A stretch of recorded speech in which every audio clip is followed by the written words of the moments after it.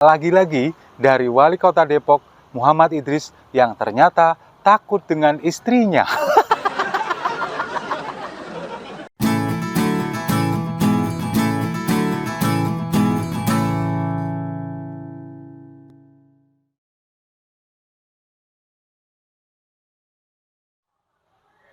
Salam damai untuk Indonesia, berjumpa lagi bersama saya, Pak Badimas. Info kali ini datangnya lagi-lagi dari Wali Kota Depok, Muhammad Idris, yang ternyata takut dengan istrinya. Kalau katanya lagunya Kang Sule kan susis ya, suami sieun istri, susis. Jadi ikatan suami-suami takut istri nih kayaknya. Buktinya apa? Ketika dia mengeluarkan surat edaran untuk melarang baliho ataupun spanduk partai politik di seluruh kota Depok, tapi baliho dan spanduk istrinya nggak ada yang berani nurunin. Kalau kita melihat beberapa waktu yang lalu, memang surat edaran ini dikeluarkan oleh Muhammad Idris. Ini terkait masalah pelarangan pemasangan baliho, spanduk atau atribut kampanye apapun dari partai politik di tempat yang tidak sesuai peruntukannya. Nah, ini kan menyikapi banyaknya atau maraknya spanduk atau baliho dari Kaisang yang akan dimajukan sebagai calon wali kota Depok oleh PSI. Ini kan kemudian PKS gerah. Wali kota yang dari PKS Muhammad Idris juga mulai gerah, makanya dia melarang pemasangan atribut kampanye atau atribut partai politik di seluruh kota Depok. Tapi pada kenyataannya, yang digulung atau yang diturunkan atau yang dimusnahkan ini cuman baliho Kaisang, sementara baliho yang lain enggak, apalagi baliho istrinya sendiri.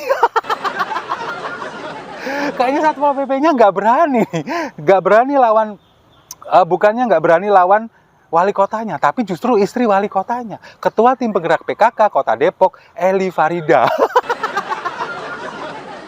Memang Eli Farida ini kan akan maju menjadi calon legislatif dari PKS DPRD Jawa Barat, maju dari DPRD Provinsi Jawa Barat dengan melalui partai PKS nomor 8. Ini memang sekarang masif di Kota Depok, di berbagai sudut ini wajah Eli Farida ini terpampang.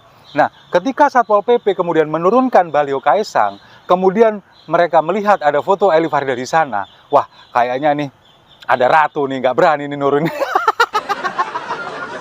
Itu yang terjadi. Jadi Muhammad Idris pun sendiri juga nggak berani memerintahkan anak buahnya untuk menurunkan baliho itu.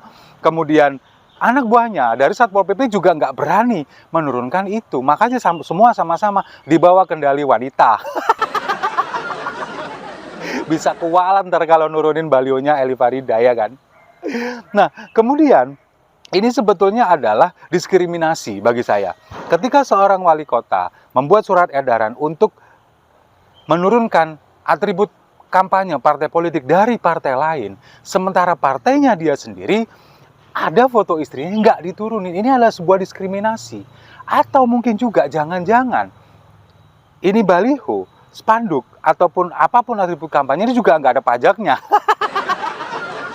Jangan-jangan, kita curiga boleh dong. Tapi kalau misalkan ada memang sudah membayar pajaknya, itu kan bagus berarti memang. Tapi kalau misalkan enggak, ya ini kan berarti memanfaatkan atau menggunakan kekuasaannya untuk melegalkan ini semua. Biasanya kalau atribut kampanye seperti baliho, spanduk dan sebagainya itu kan ada cap stempel dari Satpol PP, kemudian ada tanggal sampai tanggal berapanya. Nah, tinggal lihat aja di sana ada nggak. Kalau nggak ada berarti yang ngemplang.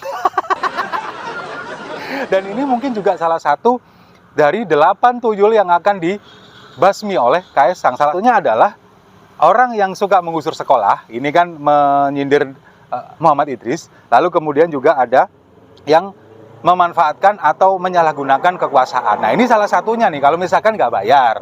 Tapi kalau misalkan bayar pajaknya ya alhamdulillah gitu loh. Nah, sekarang dengan adanya majunya Kaisang, kemudian sudah dia menegaskan bahwa akan maju sebagai wali kota Depok, ini kan kemudian juga membuat PKS semakin panik, semakin gerah, apalagi sudah memunculkan 8 kategori tuyul yang akan dibasmi oleh Kaisang. Nah, 8 ini kan, angka 8 ini sama dengan nomor urut PKS. Apakah ini kebetulan?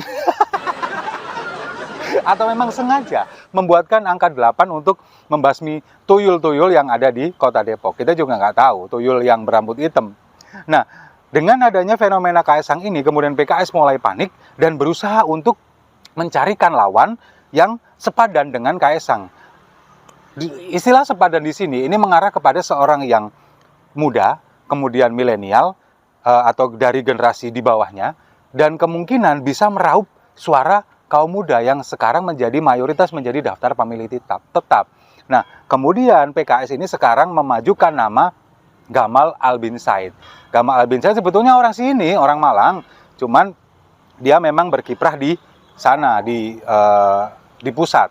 Nah, itulah yang kemudian dicalonkan Gamal Albin Said dengan harapan bahwa Gamal ini sama-sama mudanya dengan Kaisang, lalu kemudian juga diharapkan dapat meraih suara dari kaum-kaum muda. Lalu banyak sekali kritikan justru malah mengarah kepada PKS dari oposisi, termasuk Said Didu, orang yang selalu nyinyirin pemerintah, ini mengkritik.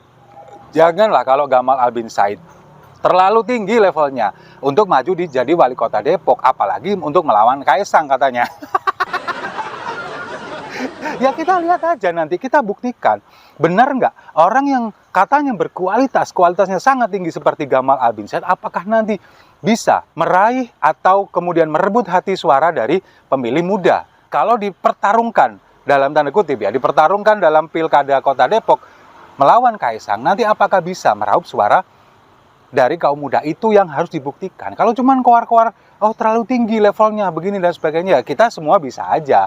Atau mereka juga mungkin mengharapkan bahwa Gamal ini tidak maju sebagai wali kota Depok karena katanya levelnya terlalu tinggi, harusnya menjadi gubernur Jawa Barat atau gubernur DKI. Ya silahkan saja. Tapi kan semua ini perlu pembuktian.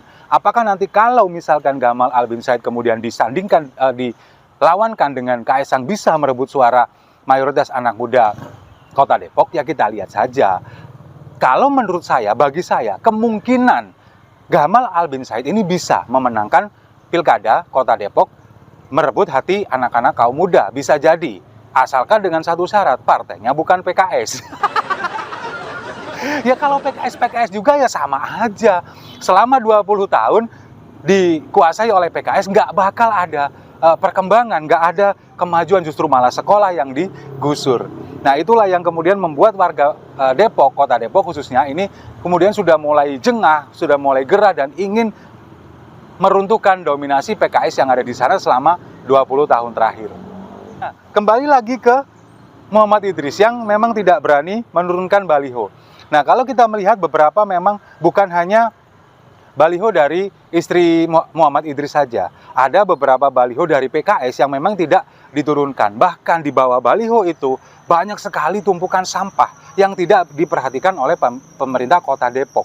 Itu yang kemudian membuat warga geram. Bahkan kemudian beberapa warga membuat vlog, membuat video di TikTok dan sebagainya, mengeksploitasi ini untuk memperlihatkan kepada masyarakat, ini loh kota Depok sekarang, ketika balihonya kemudian ada di tumpukan sampah, kemudian di bawahnya ini tidak diperhatikan, sampah berserakan dan sebagainya, dan seolah-olah menganggap ya inilah sampah memang tempatnya kumpul jadi satu dengan sampah.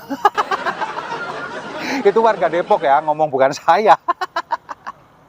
Nah, itulah yang kemudian mendapat sorotan dari berbagai pihak, terutama baliho dari istri Muhammad Idris, Eli Farida ini yang kemudian ada di mana-mana, hampir di seluruh penjuru kota Depok. Inilah yang kemudian membuat pengamat politik, kemudian banyak pihak sekali yang mengkritik kebijakan dari Muhammad Idris ini. Nah, kalau bagi saya, kalau misalkan saya menjadi warga Depok, kemudian tahu rumahnya Muhammad Idris, ya baliho-baliho yang bergambar Eli Farida atau mungkin orang-orang yang pakai, saya yang nurunin, saya sobek, saya taruh deh di halaman rumahnya Muhammad Idris biar diringkesin sendiri. Setuju ya? Saya rasa itu. Terima kasih sudah menyimak. Jangan lupa like, komen, dan subscribe. Sampai jumpa di video-video saya selanjutnya. Salam damai untuk Indonesia.